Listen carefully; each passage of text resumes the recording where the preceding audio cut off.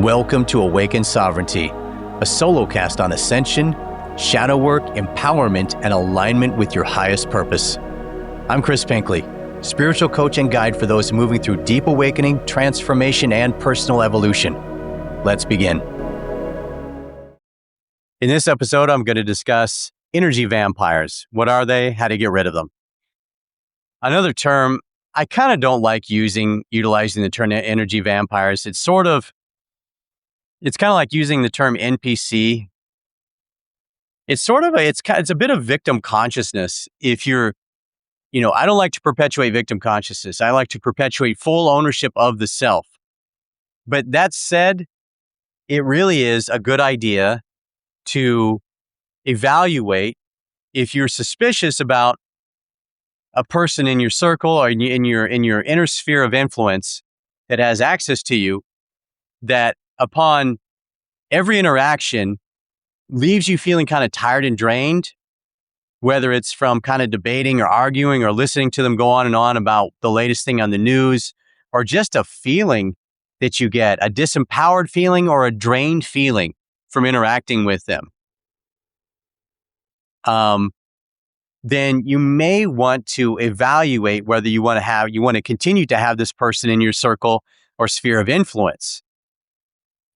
Now, the trick here is that you might have had them in your circle or sphere of influence for such a long time that even if you work up the gumption to, say the hard thing to them and draw that boundary, that you just can't spend the time doing the things with them or interact with them anymore, or you just say something to them that you know is going to be offensive, but you're just kind of tired of their BS, and they run off in a huff or whatever it is.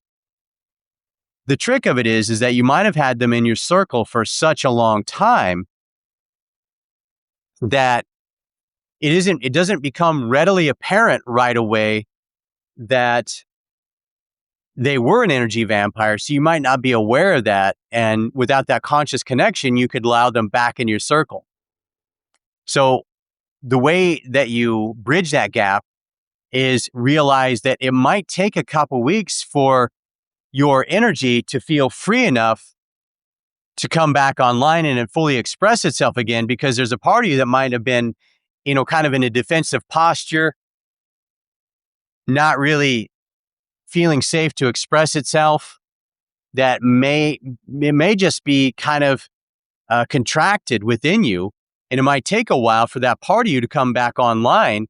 It could take a couple weeks, and so you might not really fully understand the impact that this person, potentially negative impact this person may have had on your life up and until, at least 2 weeks has gone by with no contact and no intention, more importantly, no intention of contact with this person.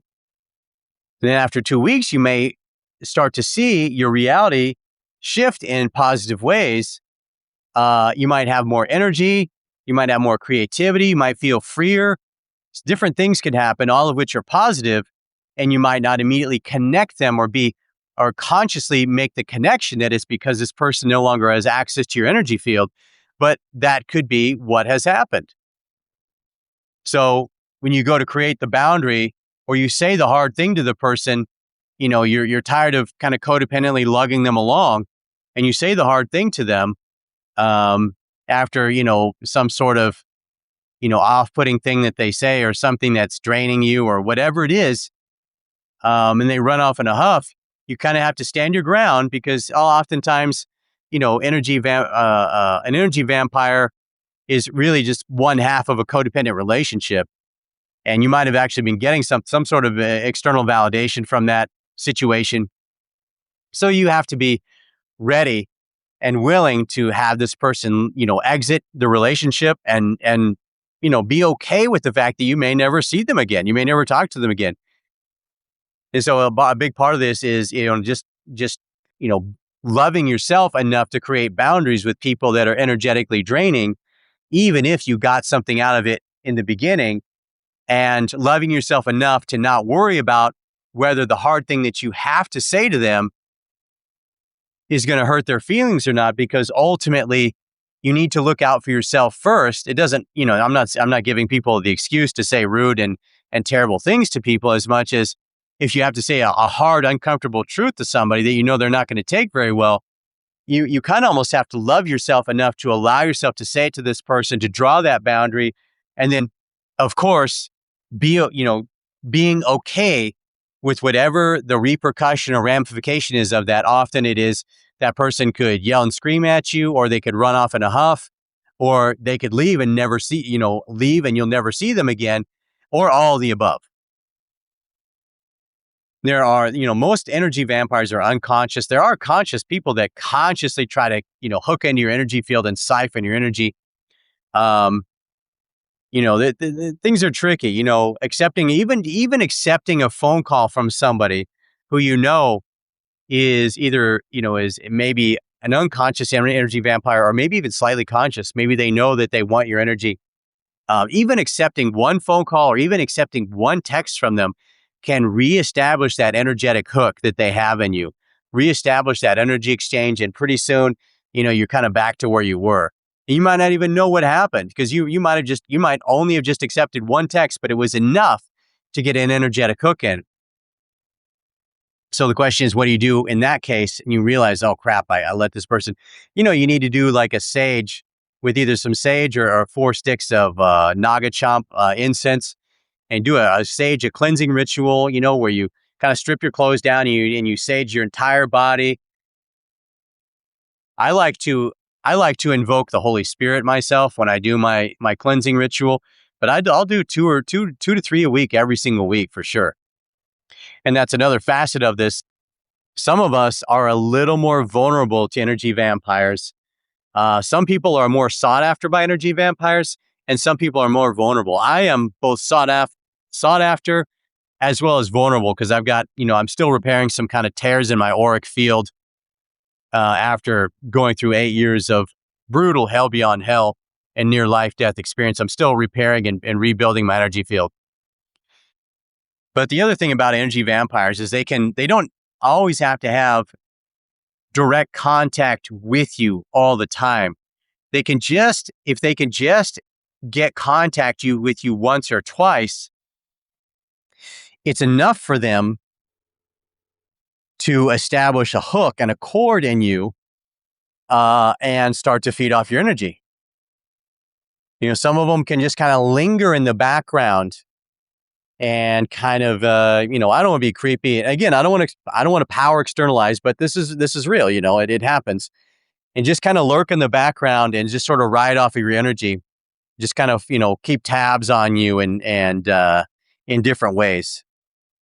And so when that's happened, you obviously can't control somebody else's physical activity, but you can control your own energy, your thoughts, and you can do cleansing rituals and just, continue to make sure that you disallow them any access, at the very least, to your personal energetic, inner circle and sphere of influence. But the summation of this is that energy vampires are real.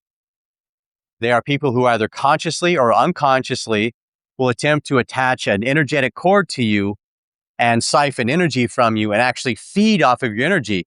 And in turn, they will kind of offload some of their energy onto you.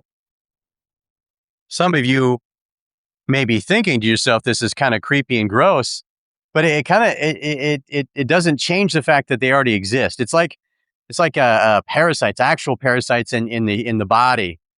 A lot of people have them. Majority of people have some form of parasite in their body, but a lot of people don't like to talk about it. They don't want to know about it, but it doesn't change the fact that they're there, right? So I'm not saying anything new. I'm bringing awareness to something that's already existed and often exists in, especially if you're putting out a lot of spiritual light, you're going to attract energy vampires, and you need to know how to deal with them. You need to know how to cleanse yourself, and you need to know if you start to feel disempowered or drained, after interactions with certain people, then you need to start to, I hate to say, you need to start to limiting your exposure to them, and or consider completely cutting them out of your life circle, your inner space, and completely denying them access to your inner sphere of energetic influence, right? So that's the deal.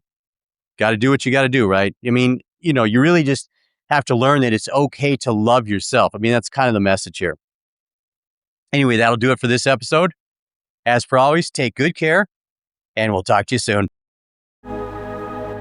If this episode resonated with what you're moving through, and you're interested in private spiritual coaching around awakening, emotional integration, shadow work, relationships, boundaries, or building a soul-led life and business, email me directly at rc101coaching@gmail.com with the word coaching in the subject line.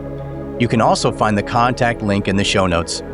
Follow Awaken Sovereignty for future episodes and share this with someone moving through their own awakening. This is Chris Pinckley.